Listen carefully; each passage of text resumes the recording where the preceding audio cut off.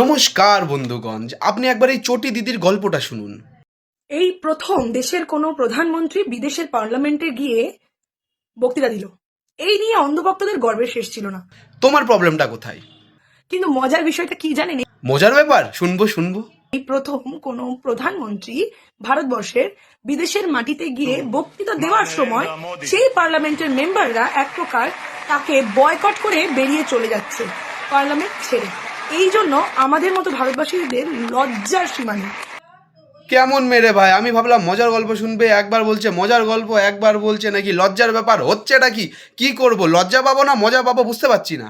আমাদের মতো সাধারণ ভারতবাসীদের মাথাটা হেট হয়ে যাচ্ছে এই ভারতবর্ষের প্রধানমন্ত্রী যার নাম অ্যাক্সেস ফাইলে রয়েছে। সেম পান্তা ভাতে লেবু চিপে খাচ্ছে। আরে ওটা ইমেল, ওটা ফাইল না, ওটা ইমেল।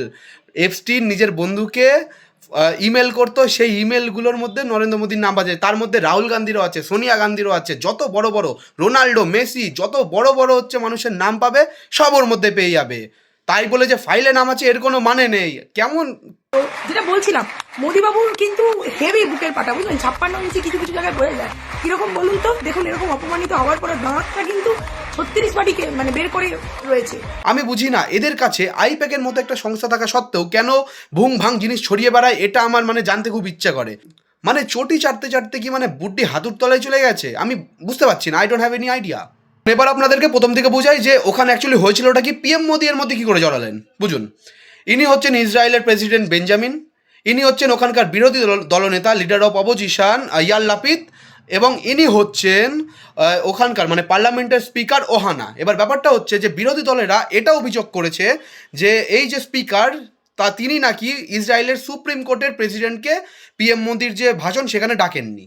তাই এরা পিএম বেঞ্জামিনের যেসব হচ্ছে রাজনীতির বিরোধিতা করেন এবং সেই ভাষণ বয়কট করেন। কিন্তু ব্যাপারটা হচ্ছে যে এই যে বিরোধী দলনেতা তিনি আবার চলে আসেন পিএম মোদির বক্তব্য শুনতে। কেন? কারণ তিনি নিজেই বলেন যে পিএম মোদির সাথে এর কোনো সম্পর্ক নেই। তিনি একমাত্র নিজের বন্ধুত্ব ইসরায়েল এবং ভারতের বন্ধুত্ব রক্ষার খাতিরে তিনি পিএম মোদির সাথে বক্তব্য শুনবেন এবং তিনি সেটা বলেও ছিলেন। তিনি তার বক্তব্যে সেটা স্পষ্টভাবে বলেছেন। একবার শুনুন। To your leadership, to your friendship, to the fact that you were here for us in our time of trouble, and to the alliance, the eternal alliance between our two states. So thank you very much for being here, and we are all, both sides of the aisle. দেখুন, এত কিছু হয়ে যাওয়ার পরও এত কিছু প্রমাণ দেওয়ার পরে এইসব চটি চাটারা আমাদের দেশকে আমাদের দেশের মানুষকে ভুল বোঝাতে পিছুপা হয় না। কিন্তু আমাদের রাজ্যের মুখ্যমন্ত্রী যখন লন্ডনে গিয়ে অপমানিত হন সেটা রাজ্যের লজ্জা নয়, ঠিক আছে? সেটাকে এনারা লজ্জা মনে করেন না।